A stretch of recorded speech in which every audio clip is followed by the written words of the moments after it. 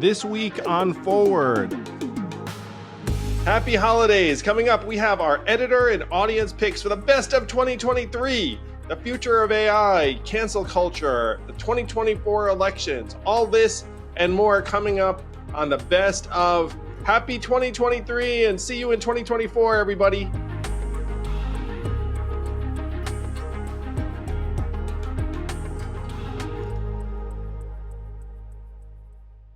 It is my pleasure to welcome to the podcast the author of the new book, What's Our Problem? You know him as Wait But Why, Tim Urban. Welcome, Tim. Thank you very much. So in your book, you talk about there being something of a ladder of thinking, which I enjoyed a great deal. And I can let you dig into the four levels. The highest level is scientist. What entertained me was that the next level was, I believe, sports fan. And then the level below that was attorney, which you're like, wait, like sports fans are smarter than attorneys? I get in a lot of trouble for this. I've gotten some very angry attorneys. I'm not talking about actual scientists, sports fans, attorneys. I'm talking about each of these is representing a certain way of thinking, a certain goal. And so when I talk about scientists, first of all, so the premise of here is that this is a vertical ladder, vertical axis. We talk so much about left, right, center in politics, right? Yep. And like when I hear forward party, I don't see center as much. It is center horizontally, but what I see is actually something that is. We're trying to introduce the third dimension. Yeah. Like there are actually people in forward who are like, no, avoid the centrist thing. Though it does work out like that a lot the fact is there are people who are part of forward who are libertarians. There are people who are forward who are like considered essentially like far lefties. Yeah. Well, and the point is, if all you have is one axis, and you're trying to say, hey, we're so polarized, we need more people on the center. What comes along with that is the assumption that if you have a far left view, for example, you believe in socialism, or you think there's a real deep underlying systemic racism, whatever. It's an assumption that person must be tribal and non-thinking. And that's not necessarily true, actually. Yes. And likewise, it's also assuming that if you have views in the center, if you happen to have views that means you're a great thinker. That's not necessarily true either. I know a lot of people who are centrist in their views, but they're super dogmatic, and they're actually dogmatic about being centrist. And so if you make it a square, and now you have this other axis, it frees that up. So now it's like you can have people across the horizontal spectrum, up high and down low. So the fact that you've introduced this second dimension of politics, I think, is so invaluable. And what you've done is you introduced four levels of thinking. So scientist, I think people instinctively can imagine what that is. It's like, hey, let's see what the facts and the data say. And then sports fan. Then the level below that is attorney, which is you're just arguing for a side and you're not even trying to figure it out. The way that I think about it is... And then I also want to say the fourth level, just so that there's something below attorney, is zealot, which we all kind of recognize now.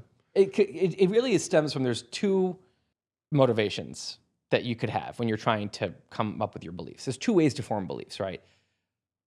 One, and I think this is a character in our brain, is just wants truth. Is humble, doesn't identify with ideas. Like, if my idea is wrong, tell me and I'll change it. Let's get closer to the truth, right? It seems very rational. And then the other way is totally different. And this is this kind of primitive software in our head who identifies with ideas. And that goal is to confirm the ideas you already believe and to keep believing them and to make sure that anyone, you hate anyone who disagrees with you on them. And you don't like to argue very much or you might like to argue, but you'll never change your mind because changing your mind is an existential crisis when you're in that mode. So we all have both of these. And the latter to me is about when you're on that top rung, it's that rational, what I would call a higher mind that cares about truth is fully running the show. So you're thinking like that. You just are looking for truth. Now, actual career scientists are often not like this, by the way. This is not even praising career scientists. This is thinking like a scientist, like the perfect scientist. And then when you go down to the sports fan rung of the ladder, you're still, that's the second one. So you're still a little, the truth character in your head still has the edge, but there's this new, there's this other ulterior kind of motive where now a little part of you really root. I use sports fan because it's like sports fans doesn't want corrupt refs. They still want the game played fairly. They care about truth in the end. They want to know who really was better, who really won, but they're rooting. They're rooting. So they have confirmation bias. And this is what, it's like you still care about truth, but there's a lot of confirmation bias infecting your thinking process. Tom Brady didn't deflate those footballs. I actually use that example because I'm from Newton, Mass. And there was almost nothing you could have told me back then that would have got me to say, I don't think the Patriots earned their Super Bowls. I mean, the amount of confirmation bias, and I still think they earned all their Super Bowls, by the way. But the tribalism is very powerful, yes. Tim. But if someone said, hey, listen, if you can press this button and the refs are going to rig the Super Bowl in favor of the Patriots, I wouldn't have done that, and I don't think most sports fans would. You hope not. You don't. Sure. Yeah, I mean, the point it's that you still, it's not fun if you win by cheating. You still want your team to win fair and square. So it's this nuanced thing, and the attorney is the rung below, and the difference between the attorney and the sports fan, both of them are in the middle. So they both have both of these motives going on, but the attorney, in the end, it's kind of switched more to I want my team to win. Yeah. You won't change your mind. In the end, you care more about being right than getting it right. Then you care more about being right than the truth, deep down. And you know that because that person will argue and they'll come up with all this evidence because they still understand there's a truth-finding process, but they're a brick wall. You will never actually change their mind. And so the reason I use attorney for this, real-world attorneys are part of a two-attorney system. And they know that the best way for the system to find truth is for them to make the best possible case for one side of the argument. Because they know the other person, the other attorney, is doing the same on the other side, so that the clash of the two, the jury can see the truth, right? So they can still be a truth-caring person as an attorney, but they know their job is to do this. Now, if the problem when you're thinking like an attorney is you only have one attorney in your head. You don't have the both sides. So you're basically, instead of trying to find the truth, you'll build a case in your head for why you're correct. And it's not that hard to do. If you want to confirm any belief, you can find evidence that seems like it's evidence out there for it. And then finally get to the zealot rung, and now it's the part of your brain that wants to confirm your ideas is entirely running the show. There's no element of truth. It's like, you're right. You don't even need evidence. You don't even need to argue because the sky is blue. You don't need evidence that the sky is blue. Well, actually, the person arguing against you is clearly a bad person. Not yet. They're terrible. Exactly. And at the top, someone who you disagree with is they're interesting. Why do you disagree? Maybe they're wrong. But as you go down, it goes from wrong to stupid to evil, to bad, evil person if they disagree with me. And you're so out of your mind when you're in that zone. By the way, we've all been there. I've been there. Like when you're in that zone and you think that anyone who disagrees with you is a deeply bad person, you've gotten totally sucked into human craziness. You've lost your truth-finding capabilities in that moment. So I love this second dimension, this high-low. And so you use these fun metaphors of genies and golems, where you had originally in the better version of politics, you had people arguing for their version in terms of facts and and policies, and then the other people on the other side.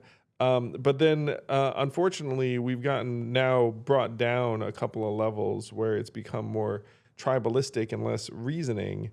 And you characterize essentially like the golem on each side as, unfortunately, so certainly, and I'm going to say on the Republican side, like the nastier, more unreasoning elements have taken hold of the party with the rise of Trump. But then you say that there is a version on the other side too, and you referenced it a little bit when you talked about what's going on campuses. Yeah, I think that it's not that politics should be people being nice and agreeing. Like when I think of high rung politics, it's heated, it's passionate, right? There's people protesting. There's vigorous debate.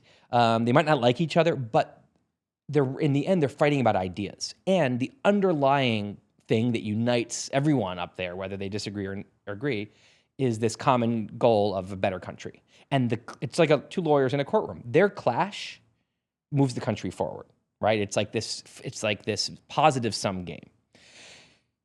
When you go to the low rung politics, which I sometimes like to call political Disney World, because it's Disney, it's the land of good guys and evil villains, right? And it's the mindset is not let's make a better country together, even though that's what maybe people think it is. That's not what's going on. It's let's defeat the bad guys. We're the good, righteous. We're perfectly righteous. We have no flaws, and they're evil and demonic. And let's defeat the bad guys. And if only we had it our way, the country would be perfect. But they're whatever. It's this very us versus them concept. That's a zero-sum game that moves the country backwards. When their clash hurts the whole country, while the clash on high-rung politics pushes the country forward. Exactly. So they're both clashes. Again, these are both heated. There's a subtle difference sometimes. But one is arguing about ideas, and they're experimenting, and it's not like an ethnic tension like type thing. It's not like a evil and good. It's like we're all here trying to do the same thing. I think you're wrong, but let's discuss it. And at the bottom, it's this war of not ideas, but it's a war of peoples. It gets into the same kind of thing that creates religious wars. Zealots versus zealots, making it get very, very dangerous. Very fast. And by the way, when you're in that environment, you feel a lot of pressure from your own side to any kind of legitimizing the other side. You'll feel it from your own side. It's each side kind of bullies themselves into staying that way. There's a lot of conformity pressure. It's different cultures. When you're down there, it's not cool to say, I don't know what I think about this policy, because that makes you seem like a wishy-washy, callous, whatever. And it's not cool to say maybe they have a point, right? On the top, in the higher rung culture, it's actually very cool to say, I don't know. It makes you look like you have some humility. And it's actually speaking with unearned conviction up there makes you seem stupid. While on the bottom, on the low rungs, unearned conviction. Exactly. And the more conviction you speak with about how good we are and how bad they are, the smarter and better you seem as a person. Yeah. So how did the Golems take control? And you write about this in the book where there were different processes where that you had the right-wing Golem kind of rise to power. I think Gingrich had a lot to do with it. Well, so yeah, I use the term Golem for it's like the emergent property of low-rung political group. It's an echo chamber, which is a bunch of people, right, who are scared to disagree with each other. But there's an emergent thing there, which I think of as this big dumb giant that I call a golem that runs, tramps like Godzilla through society. A liberal democracy is always going to have golems. It's always going to have these kind of political tribes or religious tribes or whatever. And the thing that makes a liberal democracy special isn't that it gets rid of these. It's that it has an immune system to keep them from taking over. So I think of it as kind of the liberal immune system, and the high rung immune system. And what that's made of is kind of a very proud culture of how we do things here. And there's a live and let live concept in a place like the U.S. And it's regardless of what you believe or who you are, live and let live. As long as you're not harming someone else, do your thing and let other people live, right? And that's not how a golem thinks. Their goal of the golem is to enforce its ways on everyone. But again, the immune system is people who will stand up against that. So first of all, the law doesn't let them use physical force. So that's a huge disadvantage that in other countries, a golem can actually execute you and things like that. And then without physical force, all they have is, ability to socially bully people and culturally control. And so the liberal immune system is people who say, that's not how we do things here, and will push back on them. And what's happened, I think, in the last few decades, but especially in most recent decades, maybe due to social media and a few other things, people have gotten too very, very scared of these golems. They've become scarier, and that has turned into the people standing up for liberal values and going quiet. And that's the immune system failing. That's in a bit, when you scale up a bunch of scared individuals, you get in a mass scale, you get this immune system failing, and these golems kind of like Godzilla tramping through society in a way that they really couldn't do in the older days. This is pretty new.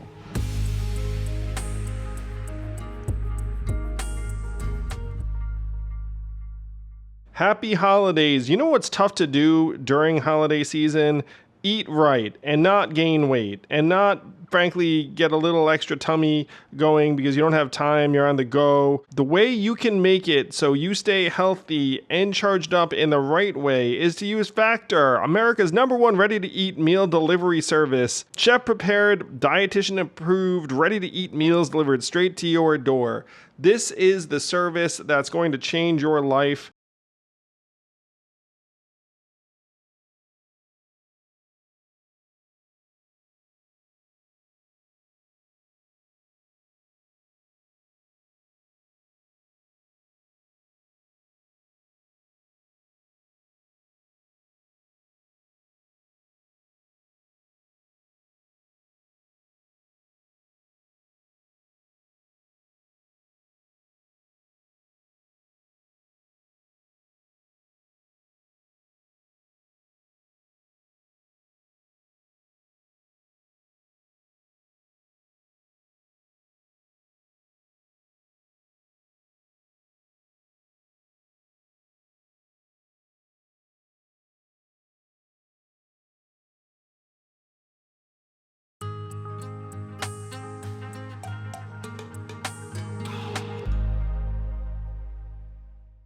It is my pleasure to welcome to the podcast three-term member of Congress, former CEO of Talenti Gelato, Democratic presidential candidate, Congressman Dean Phillips, joining us today. Welcome, Dean. Hey, Andrew. Great to be with you, my friend. You are beaming in from New Hampshire, is that right? How are things going? I'm literally beaming because it is the most amazing, joyful, inspirational, reinvigorating month of my life. It's going great. You know, there's a massive, as you well know, a massive disconnect between Washington and the real world. And people here in the Granite State are amazing, ready for change, completely disenchanted with what they're seeing on both ballots right now. And I'm excited about January 23rd. I think it's going to be a real surprise. Yeah, so you and I have known each other for about a year or so. We met in DC when you were a member. And I liked you immediately because we were at a campaign finance reform event. And you said, hey, DC is even worse than I thought. I'm the only member who doesn't dial for dollars. I thought I was kind of here to legislate and do something good. And I heard this and I said, wow, like more of America should hear about this guy. But the process you're going through right now is helping others imagine you as president. What is that vision? It's January 2025. You get sworn in. You're the new president of the United States. What is top of the list in terms of the things that you want to express or get done? Let me start with the most important, which is how I will lead. And I'm going to lead very differently. I'm going to have a team of rivals in the White House, Andrew, not unlike Abraham Lincoln put together in the 1860s during the worst crisis in American history to that point, the Civil War. He recognized that every American had to have their voice inside the White House. He needed to put people at that table who had different perspectives, but had to lead the country together. And I think it's time for every single future president of the United States to ensure that he or she does not just populate the White House staff and cabinet with people who all see things the same way. I think that's actually destructive to democracy, and it is destroying the country. That's one. I'll also have a youth cabinet. It's time to bring young people's voices into the White House, a delegate from every one of the 50 states, all races, religions, colors, backgrounds, and politics and geographies, to come up with great ideas about social media regulation, about the future of AI, both the blessings and the curses, climate change, gun violence prevention, the things that young people are most focused on for good reason and have great ideas about. I'm going to employ zero-based budgeting. I'm going to finally have every single agency of the United States federal government assessed by an outside consulting firm to identify ways to save money, deliver services better, more efficiently and effectively. And finally, the Pentagon will pass an audit. These are absolutes as the next leader. I'd have the most experience, Andrew, strangely enough, of any recent president, having built and led companies, having served as the board chair of a large health system, a regent at a university, board chair of a charitable foundation, a board member of a public company, and now 3 terms in the United States Congress, a member of House Democratic leadership, ranking member of the Middle East Subcommittee on Foreign Affairs, and also the vice-ranking member of the Small Business Committee. I have very broad experience, and I will use that management experience, which very few occupants of the White House have had, to lead better, and most of all, to develop common ground. If we do not repair the country, use common sense and decency and restore faith in government, nothing I talk about right now is going to matter. So what's next? Affordability, affordability, and affordability. There is a massive disconnect between Washington and the rest of the country. It's staggering how desperate people are right now. Housing, if you can even find it, is unaffordable. Mortgage rates have soared. People cannot afford to buy new homes. We are 6.5 million units shy to meet the demand in the United States. And we have about 500,000 human beings, Americans, sleeping outside every single night. Not just New York and San Francisco, up here in Manchester, New Hampshire. Veterans sleeping in the parks. It's atrocious, and we have to do a 7 million unit initiative immediately to produce housing in America. Healthcare. 66% of all bankruptcies in the United States are from medical debt. From medical debt in the United States of America, we spend twice as much as any developed nation in the world. Our outcomes are mid-pack. We allow, and I state that again, we allow pharmaceutical companies to sell their products in the United States for 3, 4, 5 times more than anywhere in the world. When I'm president, we will find a way, working together, to ensure that none of those companies can sell their products here for a penny more than they do in Canada, Mexico, Great Britain, France, or Japan or Australia, period. It's not that hard. And we're going to change the delivery model from a fee for service to a capitation model. So we actually get away from what is really a sick care system. We don't have health care. It's a sick care system. So that's health care. And then we have education. $1.7 trillion in student debt at 5% interest. That's about 80 some billion dollars a year. That's burdening families and young people who can barely get ahead. And we need tuition-free college. We also need to make sure that the debt that exists right now, I believe, should be interest-free, and we should absolve the debt of any person who is willing to develop their credentials or career in something that serves the public. So these are common sense solutions. And then groceries.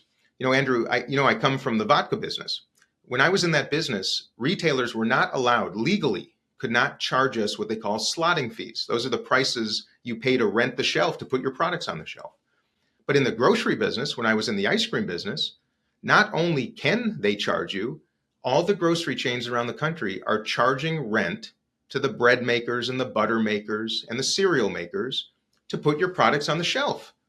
So why do we have high grocery prices? Of course, it's obvious. We have too little competition, and we have a system not unlike the political industrial complex, the duopoly, that is literally making things more expensive than necessary.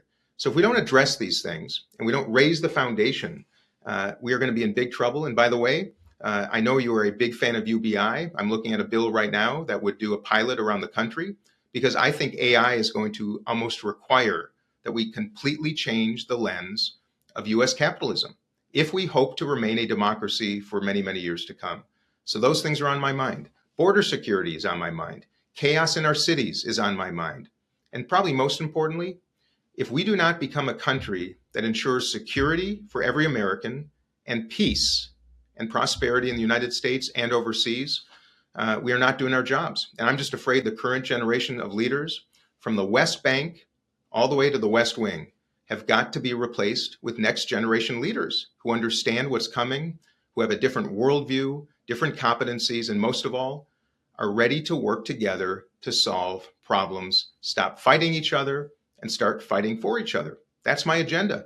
It's not rocket science. It's entirely common sense. Well, I love how you're tackling the main sources of misery in terms of costs. So that's housing, healthcare, and education. I'd imagine you have some thoughts around vocational and apprenticeship for the Sure. folks who aren't heading to college. I'm curious about your ideas on what we originally connected on, which is campaign finance reform. Yeah. One of the things that I suggest to folks, Dean, is some people say to me, it's like, Dean's a Democrat. And I was a Democrat. I left the party in 2021 because I didn't think that the solutions were necessarily going to come from within the party.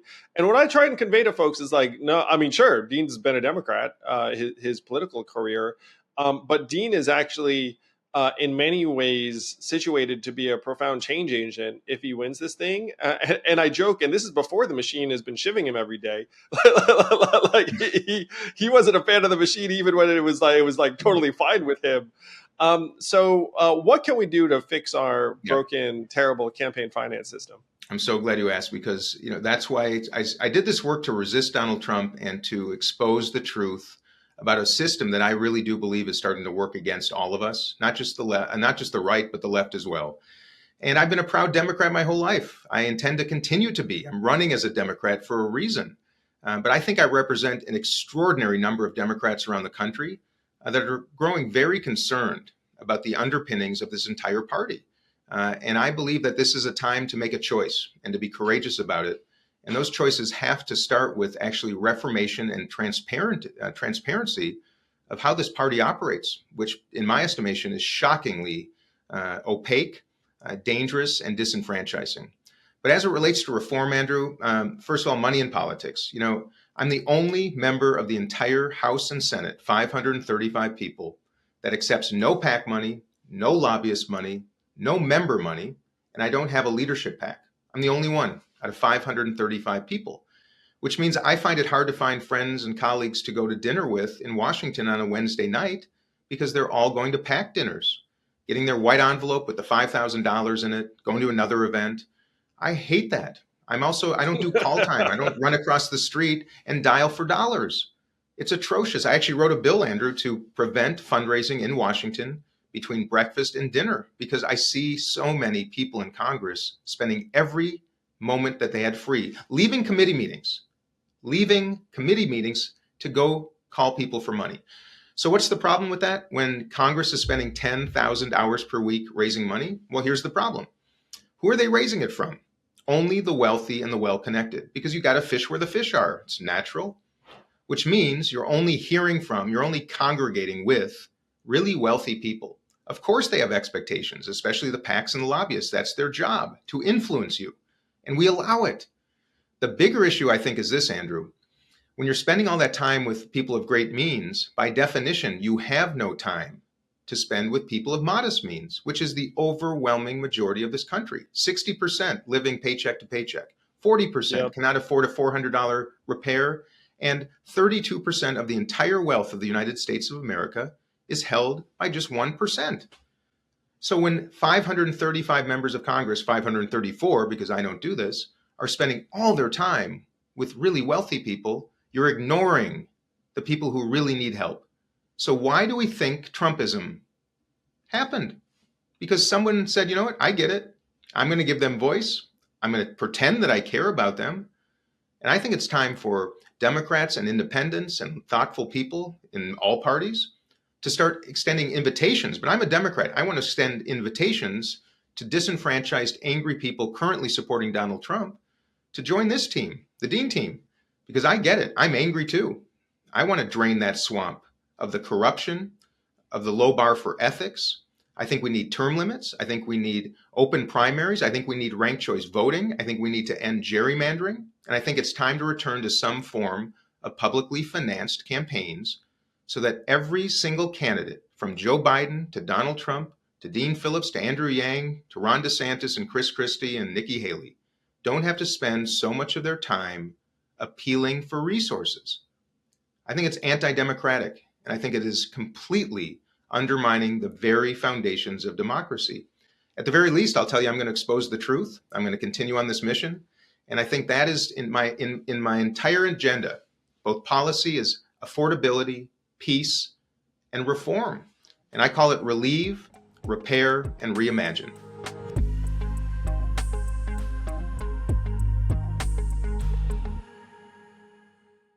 Hey YouTube, thanks for watching. Please do hit like and subscribe and hit that bell if you want to be notified every time a new episode drops. Probably on Mondays, but hit that bell, and thank you.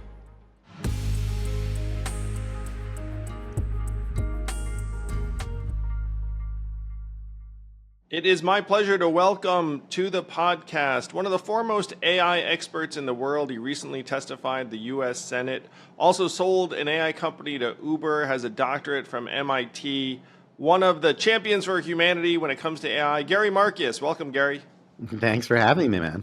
So fast forward to today, you are testifying the U.S. Senate as to the pitfalls around AI. What did you say to them, and what do you think that the news accounts are getting right and wrong? Not of your testimony, but just generally where AI is concerned. It might be worth filling in something there. So, I gave you a sort of story of my research career, mentioned that I did some entrepreneurial work, but I really, in the last several months, moved hard into policy. I had thought about policy before. I had actually proposed a CERN for AI in 2017, which is an idea that the UK has been picking up on lately. So I thought about policy before, but I was still kind of more in the academic world. And what I saw really around when Bing and Bard came out in February was a sudden acceleration on the part of the tech companies that felt irresponsible to me. And that's really what shifted me and how I wound up testifying in the Senate. I'd already been writing a lot about the perils of misinformation and saying, like, we need to take seriously, even if these machines aren't very smart, I really think they're not very sophisticated, they can still do a lot of harm. And so I started writing a lot about that. And that was really what led me to the Senate. Is I started to make the case that we need some regulation. I had a TED Talk in April, and I made that about having a global, an international agency for AI. And so I started really getting concerned. They were racing very quickly without really knowing how to control these systems, and that caused a lot of dangers, both short term and long term. Maybe we can get into that. And I think made a clear and articulate case. And that's how I wound up testifying in the Senate. So that's a little bit of background.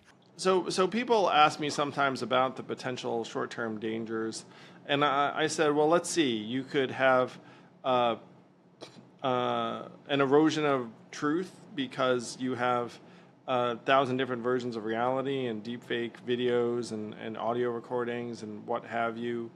You could have rampant identity theft because of the fact that my wife can call me and ask me to do something, but it's not my wife. And there have been real cases of that, right? There have been people who, for example, got calls saying their kids were kidnapped, and then they wired money, Bitcoin to people who are really scam artists. So this is actually happening with the voice faking stuff. So these are some of the negative scenarios that I've described that I find totally plausible, not even plausible, near certain, because you have these tools, and then guess what? Human nature is what it is, and so you might have people putting out videos and deep fakes for various purposes. Certainly, the identity theft. That's just for commercial gain, where you think, ooh, like this is a way I can get some money in a way that can't be traced to me effectively. So those are the obvious ones, but there are also some inobvious ones. Yeah, there's a lot. So, I mean, first of all, I'll say that the threat to democracy is the one that worries me the most. Like, I just don't see how the 2024 election isn't going to be a shit show. There's going to be so much use of these tools, and you're going to see a lot of October surprises, fake stories about this or that candidate having a heart attack or whatever. There's just going to be a ton of that. And these new tools make it cheaper to make misinformation. They allow people to make it wholesale rather than retail, like just much larger quantities, and very convincing. And we've never confronted that before. So that's actually my biggest fear. And that, my shift in policy started with misinformation as my biggest concern, and it remains my biggest concern. But there are others. Like, there was a line that I said in my Senate testimony, which is people will use these tools to manipulate our elections and our markets. And I didn't have a good example. This was only a few weeks ago in May. I didn't have a good example of the manipulation of markets. And then, like a week after I testified, there was this fake picture of the Pentagon on fire. And that did actually move the markets. I don't know if it was on purpose. I don't know why people did it. But surely that sent a sign to other people, hey, we could make money shorting the market by putting out misinformation. So we're going to see that. That's another kind of risk. We're going to see lots of romance scams basically automated, where people use these tools to do 100,000 romance or billion romance scams at once. So there's see a lot of that kind of cybercrime. And that's just short term. Longer term, I think there are other concerns. So I don't worry so much about extinction. I didn't sign the famous extinction letter. Like, it's really hard to extinguish the human species, like literally get rid of absolutely everybody.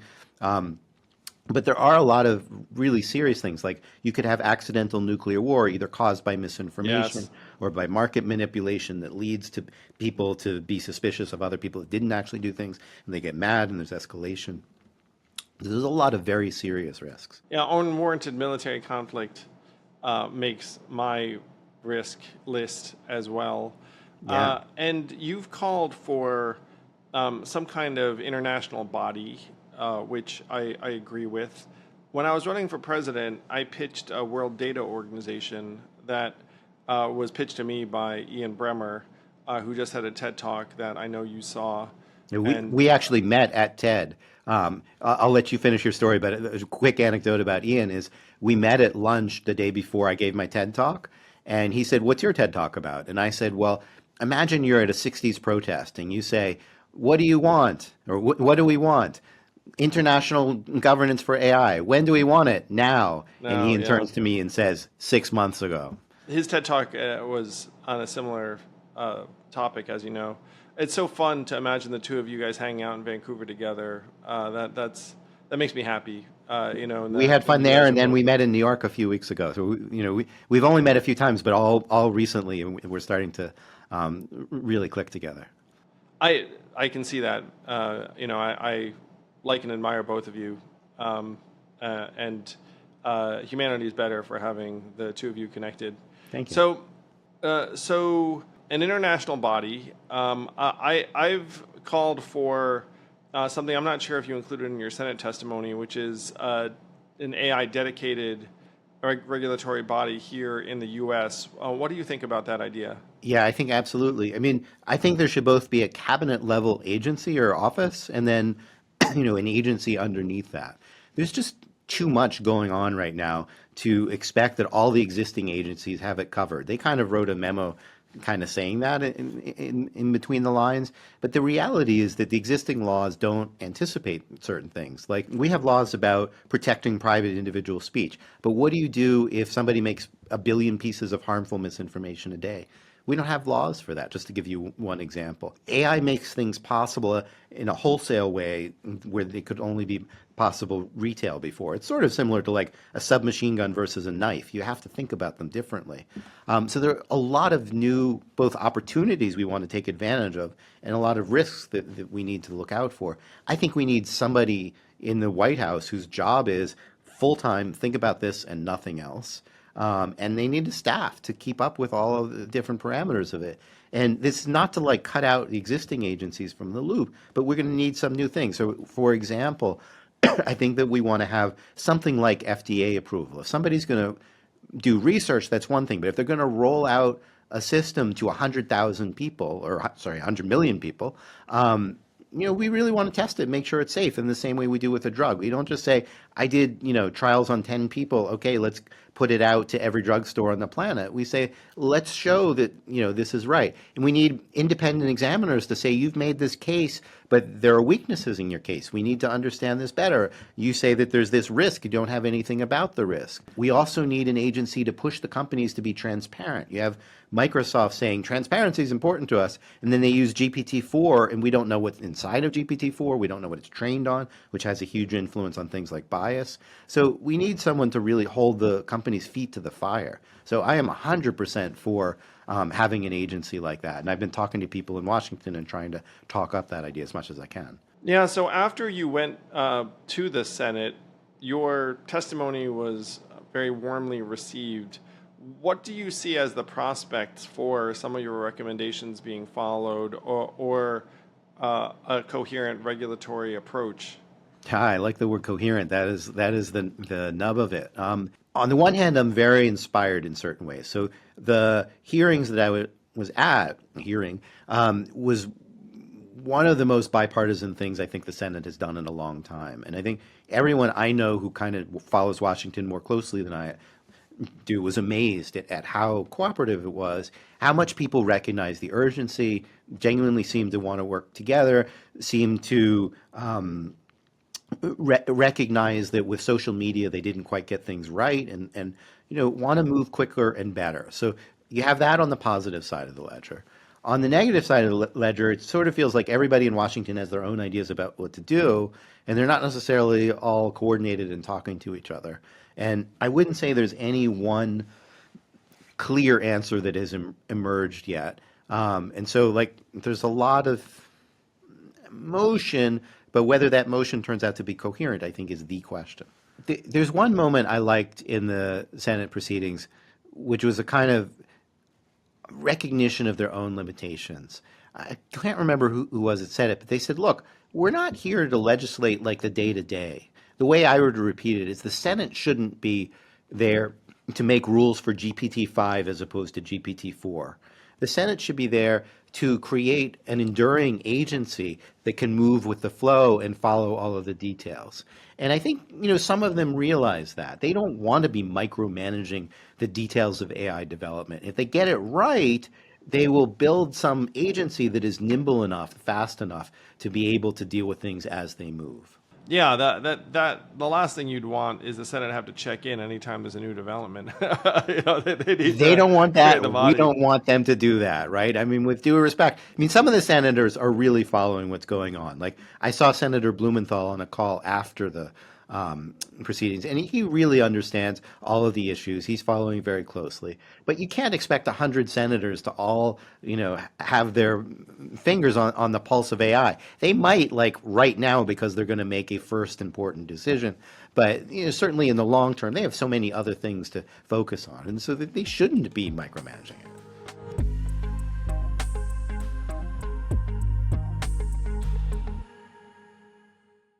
This podcast is sponsored by Helix Sleep. It's a pretty short list of things you can do that are going to make you happier, healthier, more energetic, more productive every single day.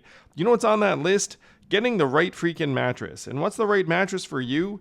If you go to Helix Sleep, you take their personalized sleep quiz and they will send you one of 20 unique mattresses made for you and you alone. Well, not you and you alone, like 5% of people. Do the math. For a 100-night free trial, you can sleep on this thing for 3 months. It will keep you cool.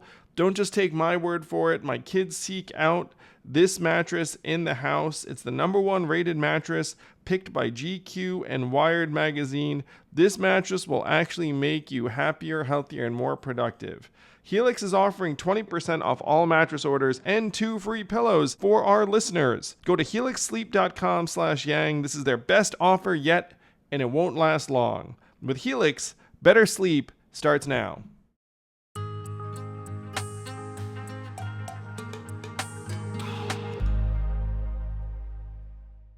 It is my distinct pleasure to welcome to the podcast, back in Rikki's case, the co-authors of the brand new book, The Canceling of the American Mind, New York Post columnist and journalist Rikki Schlott, and the president of FIRE, which is the Foundation or Individual Rights and Expression, FIRE, Greg Lukianoff. Welcome, Rikki and Greg. Thanks so much. A big fan of yours. So glad to be back. Thank you. Yes. Congratulations on this book. If someone looks closely, they will see that I have a blurb on this book, so you know I like it. It's the first one on the hardcover. We put it right at the top. We were so proud to have your endorsement. Because it's a very, very important work.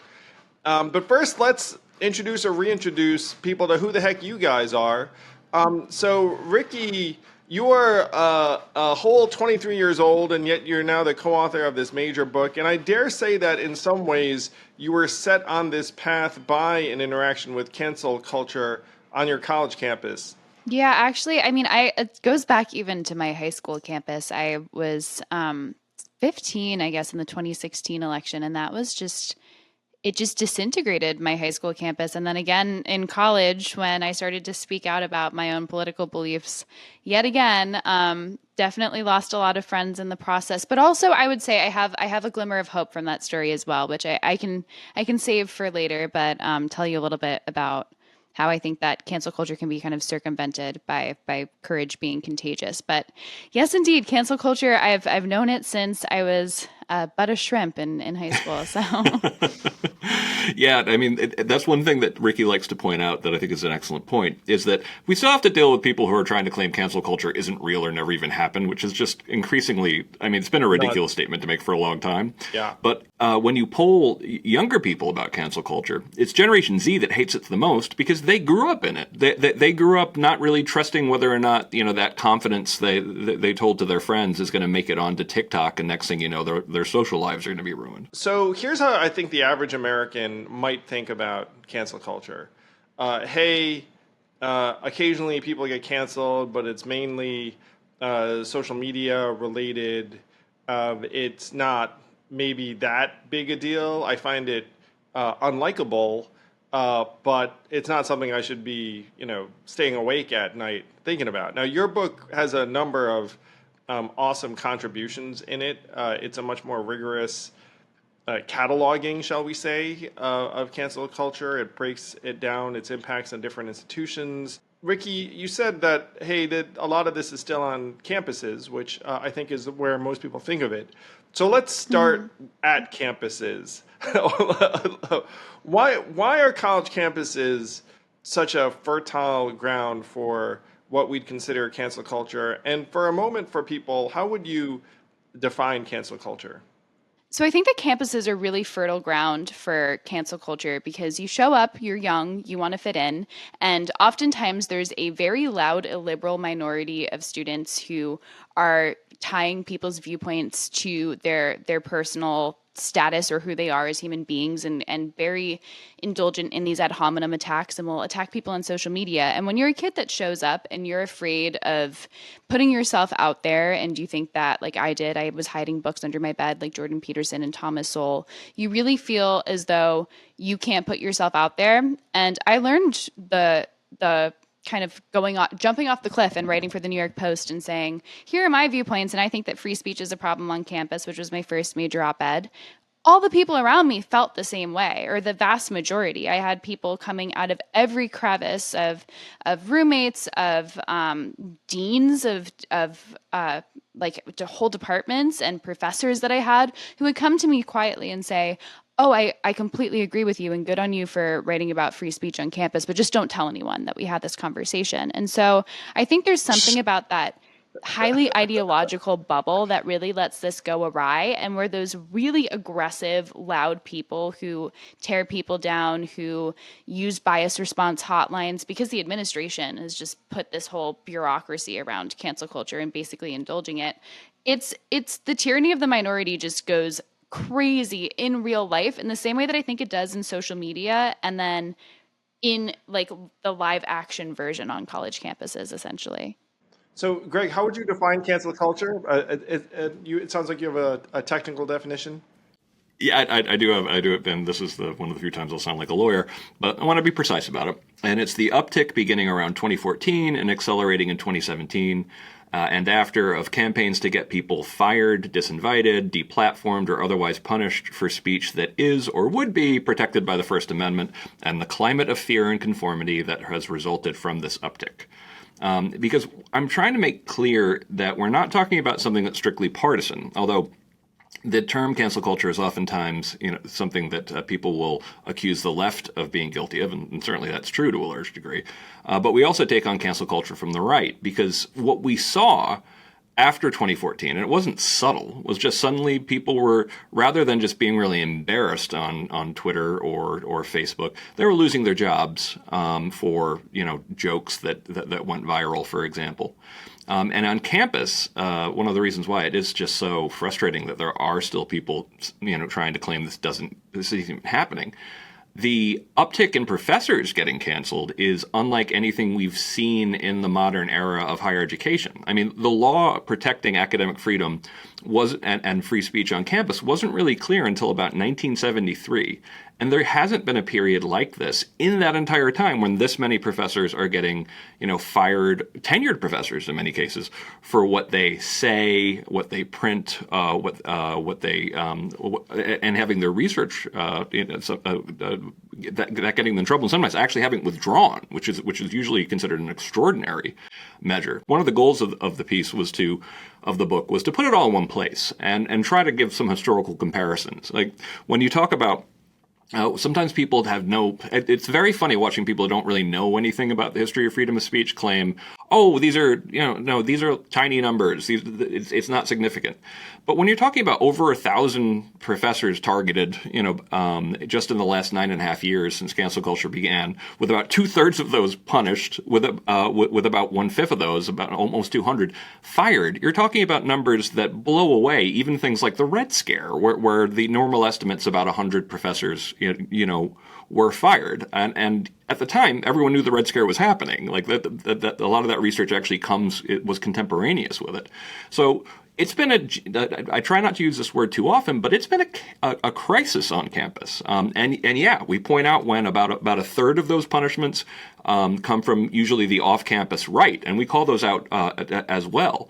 But I do want, at the same time, I remember saying this to somebody on social media. I'm like, well, but a third of them come from conservatives. Like, but you're implying that the rest come from the left, and it's like, well, yeah, you don't think there's a free speech problem on the left on campus? Like that's just is willful blindness at this point.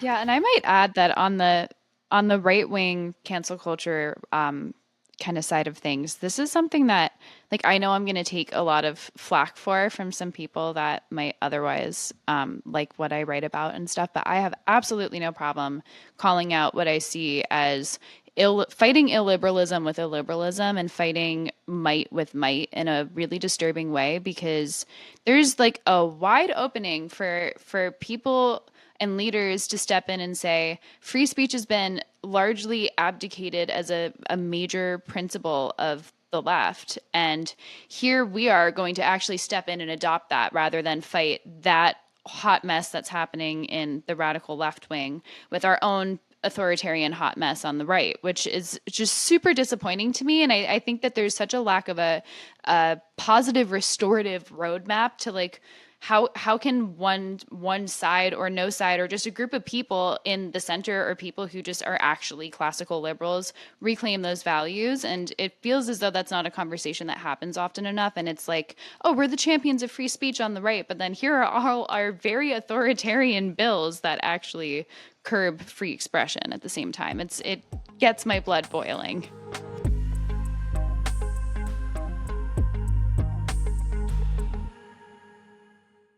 This podcast is sponsored by ExpressVPN. Going online without ExpressVPN is like changing while leaving your window wide open. Gross! You might not have anything to hide, but why give random creeps a chance to invade your privacy? That's why I use ExpressVPN. It's super easy. You hit a button and then you just beam in. Best of all, no one can see what you're doing. No big tech companies, no ad companies, no other companies. Why use ExpressVPN? When you go online, it is just you and you're surfing. No one can see it. It's the way to go because a bunch of big companies say, hey, all of you high-end consultants and spies, use ExpressVPN. Secure your online activity by visiting expressvpn.com/yang today. That's expressvpn.com/yang, and you can get an extra 3 months free. expressvpn.com/yang.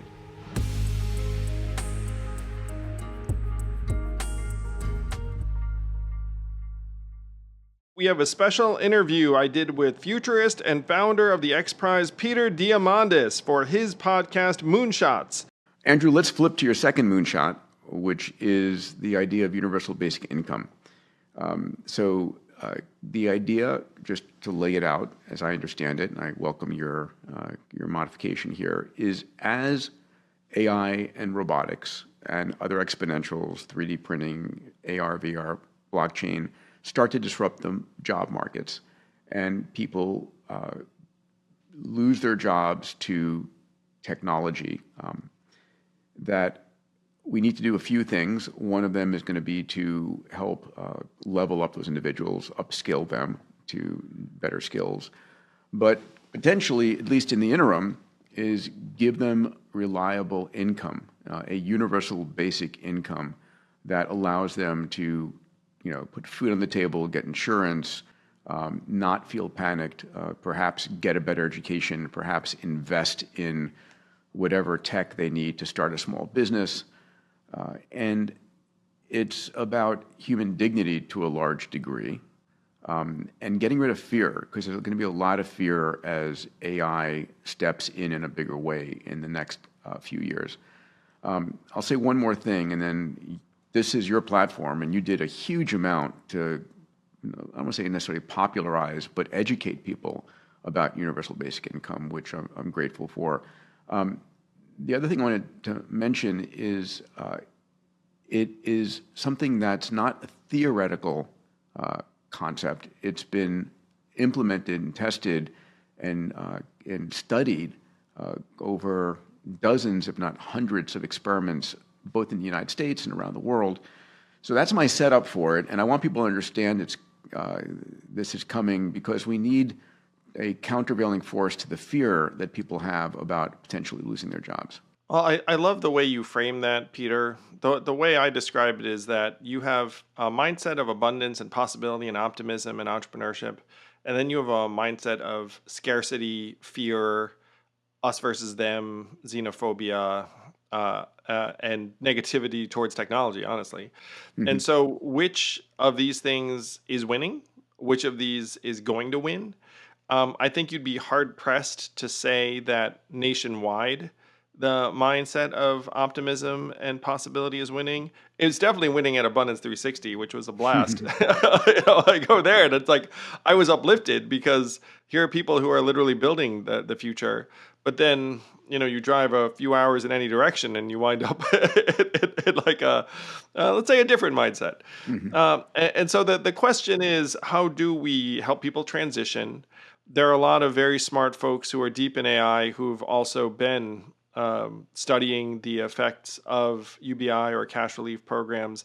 And one of the things I think is going to appeal to folks like you is that right now we have the worst of all worlds where we're spending so much money and energy on dysfunctional administration of programs that are really punitive and dehumanizing. I spoke to thousands of Americans who are on various aid programs.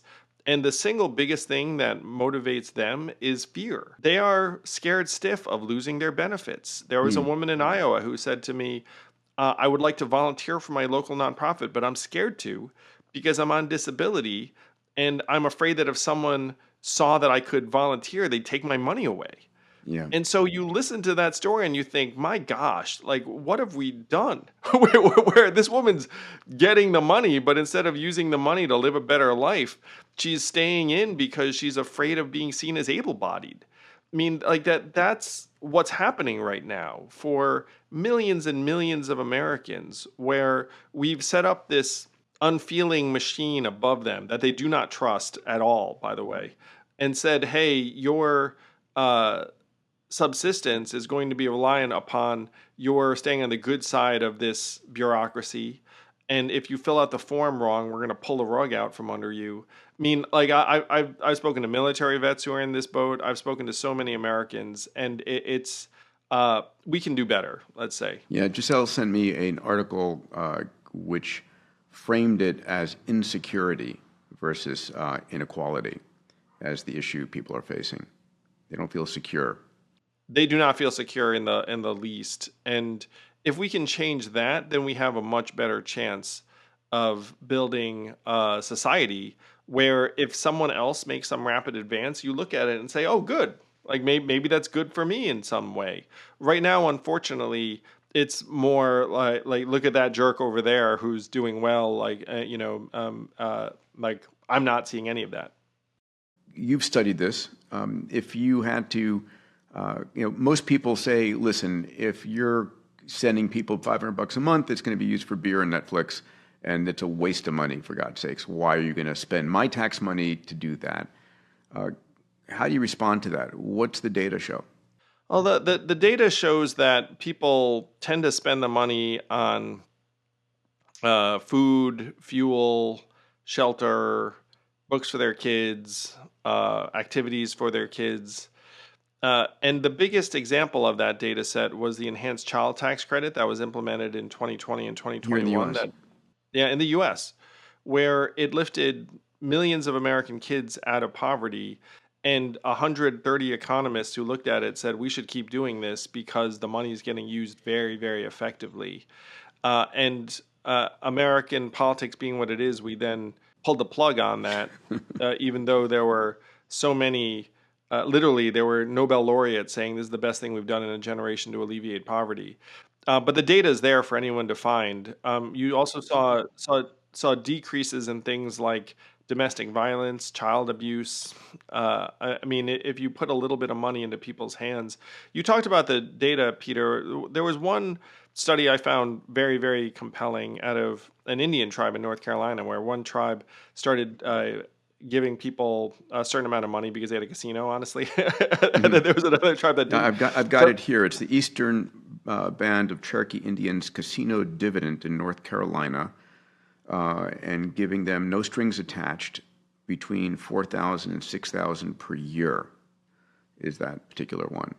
And what were the results? And you probably have it there that you had the kids learn better, and even their personalities became more conscientious, more trusting. There were an improved environment education, mental health, decrease in addiction and crime. Yeah. Yeah, and by the way, if you wound up with people who do turn to crime and drugs, we end up paying for that too, in ways big and small. I mean, like we're spending $30,000 to $50,000 per individual per year who is homeless or incarcerated in our country. So if it hits our institutions, it's a lot more expensive than that $4,000 and $6,000 that those kids got.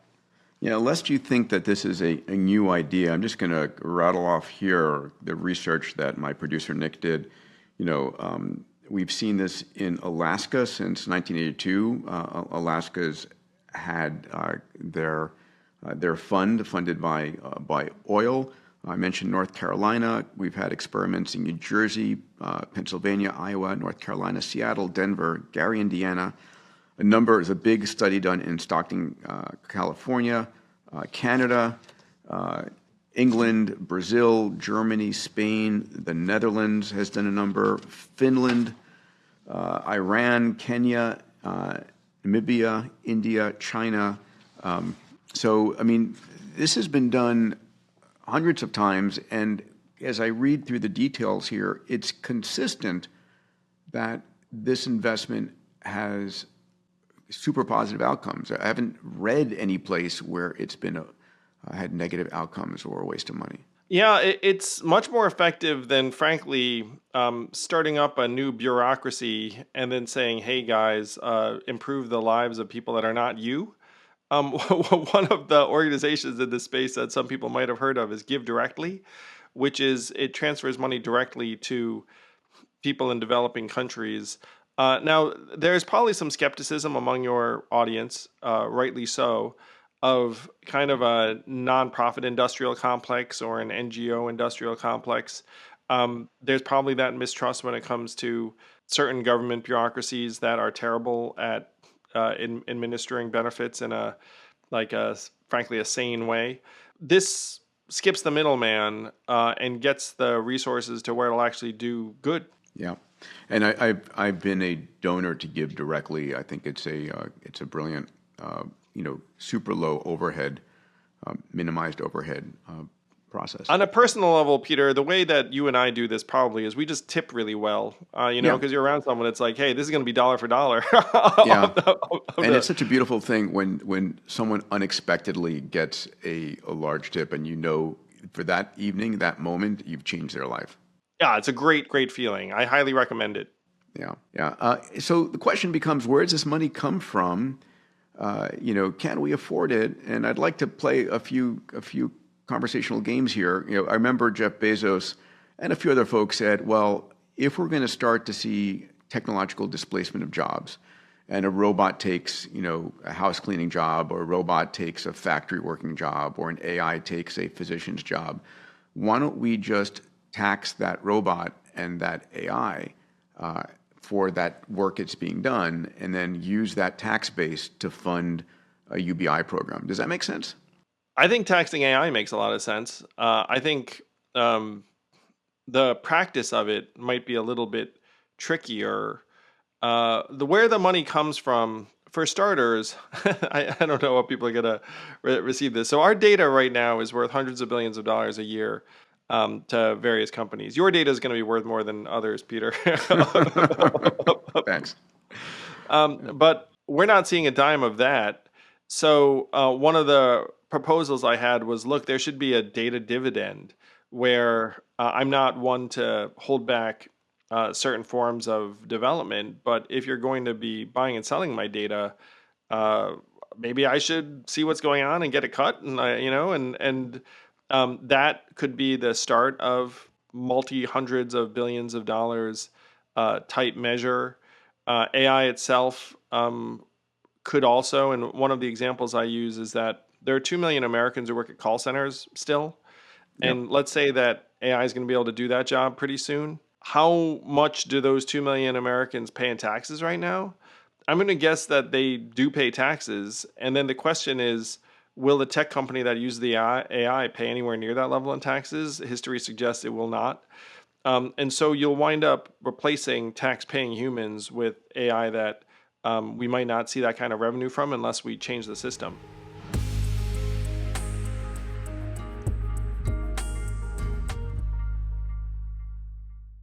It is my pleasure to welcome to the podcast former Navy fighter pilot, engineer by training, and now founder of Americans for Safer Aerospace, Ryan Graves. Welcome, Ryan. Hey, Andrew. Thanks for having me here. Thank you for being here. So we're going to talk about your work around unidentified aerial phenomena.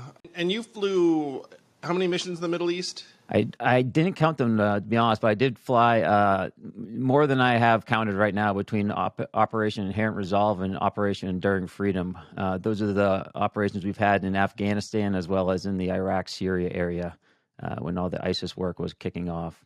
Well, thank you for your service to the country. Thank you for risking your life. And thank you now for the case that you're making, which, again, I was joking with you before we started the interview that when I was running for president, I told the American people I would come clean about Area 51 and whatever the government knew about extraterrestrials. So you encountered unidentified aerial phenomena at various points during your military career? Certainly. So after my first combat deployment, when we came back, we upgraded our radars from the APG-73 to the 79 radar. Just a much better radar, can see more things. And we started noticing things that we weren't seeing just earlier in the day with the other radar. And what we were seeing were just radar contacts that we weren't expecting.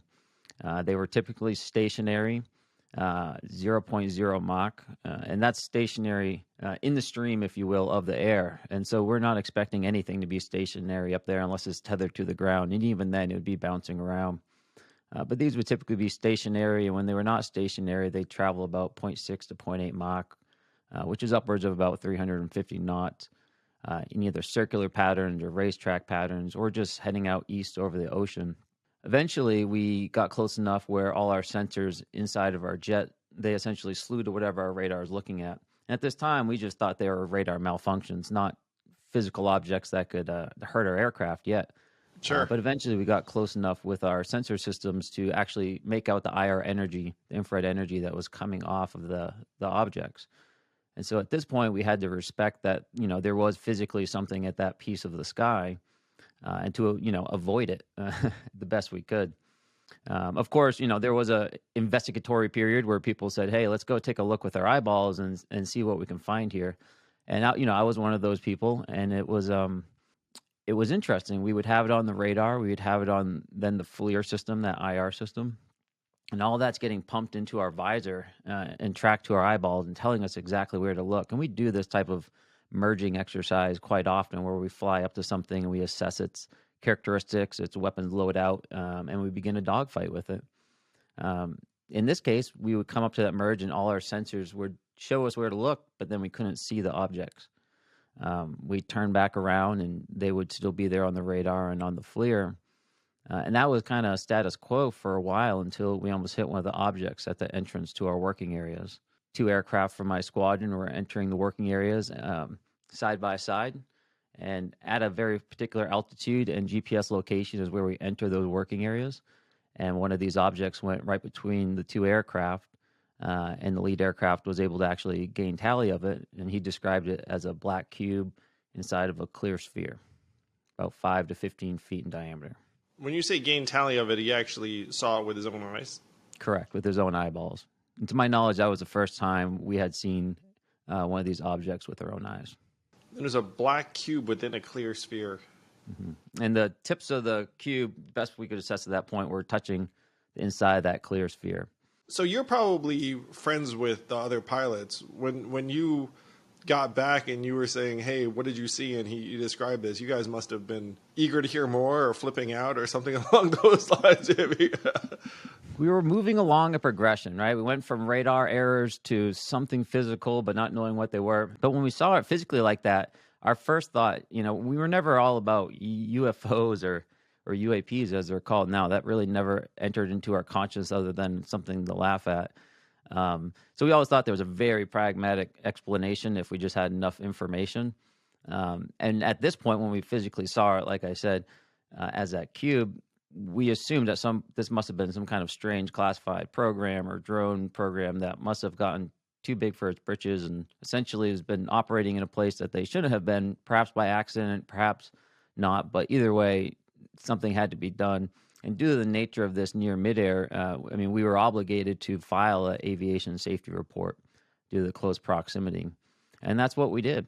We started filing them within the aviation safety hazard reporting system.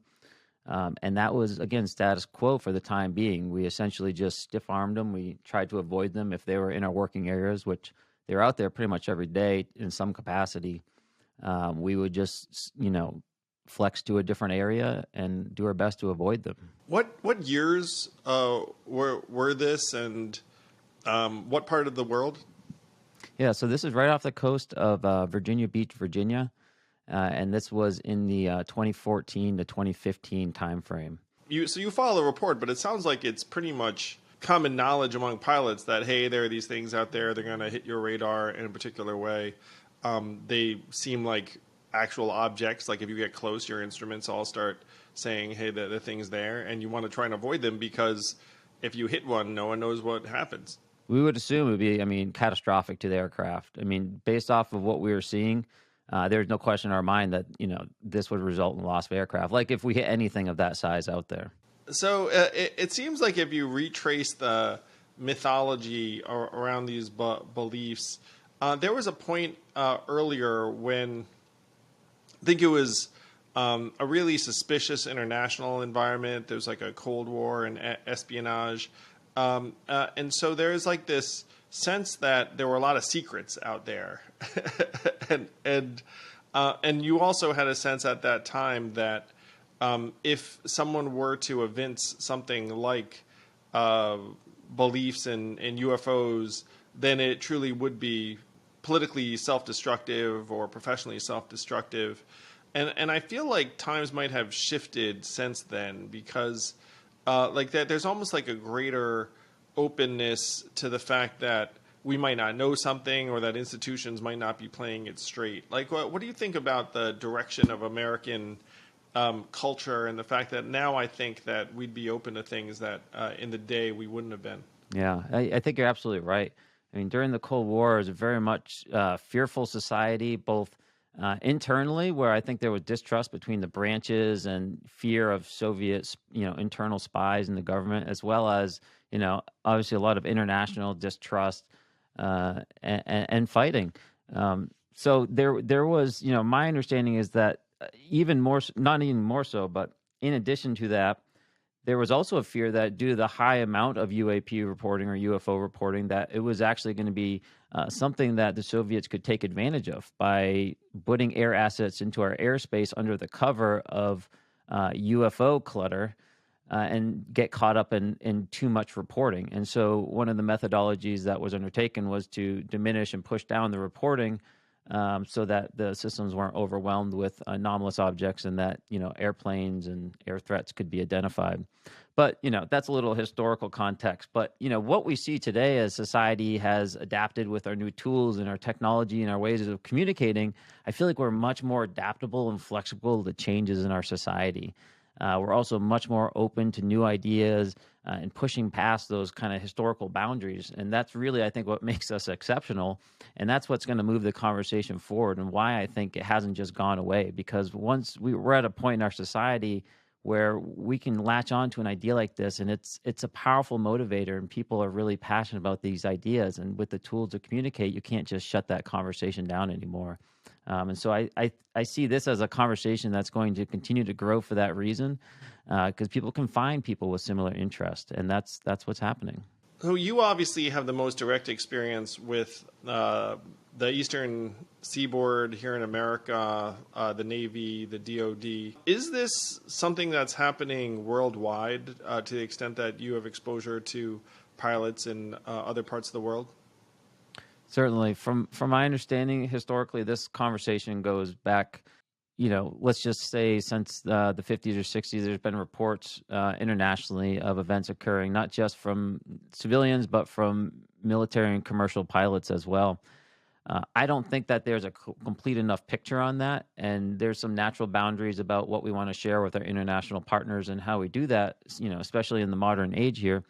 But I think going forward, the way we really bring this conversation to something of conclusion, if that even can be done, is to really engage with the international community on this topic and to say, hey, we invite you all to, help us figure this out, because I don't think America or one group within the United States really has the authority to speak for the entire world to say it's none of you and it must be this. So I think we really need to bring in the international community and look at this as a globe and see where we can draw our conclusions then.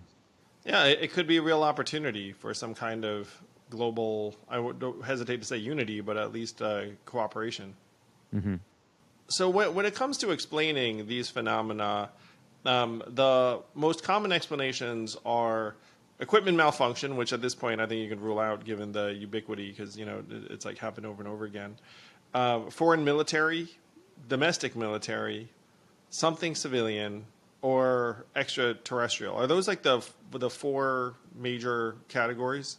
Mostly, I would say instead of extraterrestrial, I would just throw it in the other bucket, because we start to bake in some assumptions if we look at things extraterrestrial. And the fact is, we have something anomalous, but we don't know what it is. People ask me all the time, what do you think it is? Yeah, sure. What is it really? And we're just not there. We're not at a point where we can necessarily draw conclusions on it.